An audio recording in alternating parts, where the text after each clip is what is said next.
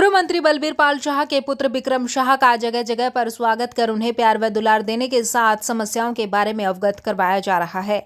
इसी कड़ी में अमर भवन चौक के पास सैनी बिरादरी ने विक्रम शाह का स्वागत कर अपनी समस्याएं बताई।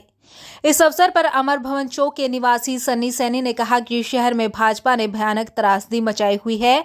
साथ ही उन्होंने कहा कि एक बीजेपी से बच्चे, बुजुर्ग व व्यापारी सभी परेशान हैं। वहीं इन सड़कों की बुरी हालत है जिससे हर वर्ग भी परेशान है। सन्नी ने बताया पिछले 7 से 8 साल से यह समस्या बनी हुई है जिसका आज तक कोई समाधान नहीं हुआ। साथ ही उन्होंने कहा कि अशोक नारंग का इस्तीफा केवल दिखावा है। समस्या लेकर जब भी विधायक के पास जाते हैं तो वह मिलते ही नहीं हैं।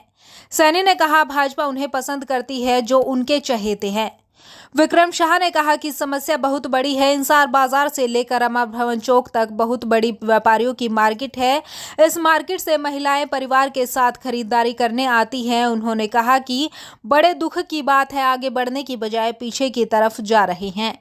विक्रम ने कहा सभी कार्य गलत तरीके से किए जा रहे हैं। जिस ठेकेदार को खिलाफत की जाती है उसी को दोबारा ठेका दे दिया जाता है। शाह ने कहा कि अगली बार सरकार बदलने के बाद समस्याओं का समाधान जरूर होगा।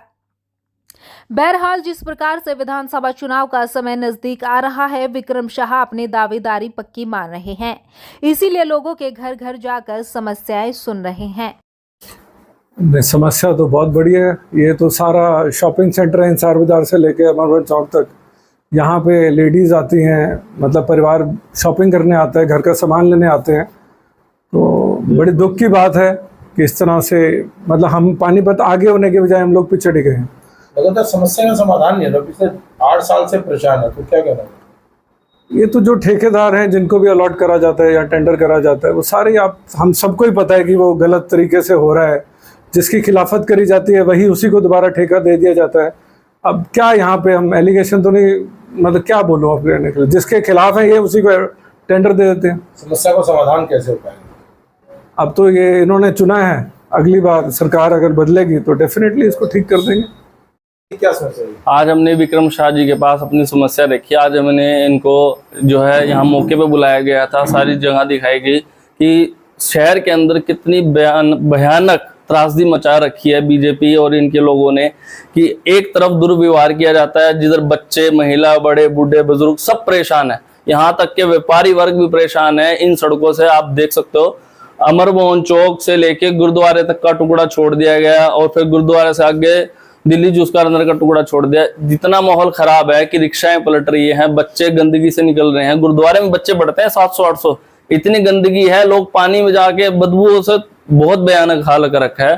व्यापारी लोग, अगर आप किसी रिक्शा वाले को कहोगे ना कि हमें अमर भवन चौक जाना है, लेकिन अमर भवन चौक नहीं कहेगा वो, अमर भवन चौक उत्थे तो गंदगी का माहौल है, वो बोल के अगला व्यापारी को कहीं और लेके जा रहा है। जिससे दुकानदार भी इतने परेशान हो चुके हैं कि दुकानदार बेचारे जाएं किसके पास। अशोक ये जी कम से कम भी 7 से 8 साल हो चुके हैं। अब तो 2-3 साल से तो इतना गंदगी हो चुकी है कि लोग पलायन कर चुके हैं यहाँ से। 8-10 मकान तो बिक चुके हैं यहाँ से। दूसरी बात, अशोक नारंग जी के पास जाते थे कि उन्होंने एक ऐसा इस्तीफा तैयार कर दिया कि वो या तो पार्टी के अंदर है या पार्टी से बाहर, ये नहीं पता लग रहा। उसके पास जाते हैं, जाने के बाद वो दिखा देते हैं जी देखो मैं तो जो है इस्तीफा दे दिया है। एमएलए के पास जाओ वो बैठा हुआ मिलता नहीं है। जाए तो जाए किसके पास? सारे के सारे दिखावा है बिल्कुल प्रॉपर वे में। अगर दिखावा नहीं होता तो क्या ये रोड नहीं बनता? पूरा बजट पास हुआ। आप ये बताओ सर, आप सबसे बड़े एजुकेटेड पर्सन हो, आप ये बताओ कि पूरा एक बेल्ट बनाई और बेल्ट में सिर्फ बीच का हिस्सा बना दिया और दोनों साइड छोड़ दिया। वो किस वजह से छोड़ा? स्टार्टिंग कभी भी रोड की होती है फर्स्ट पॉइंट से होती है, लास्ट पॉइंट से होती है, बीच सेंटर पॉइंट से कभी नहीं होगी। किसी भी रोड की होगी या किसी भी जगह की होगी। इतना गंदगी का माहौल बना दिया। बीजेपी से तकरीबन 99.99 लोग बिल्कुल परेशान है।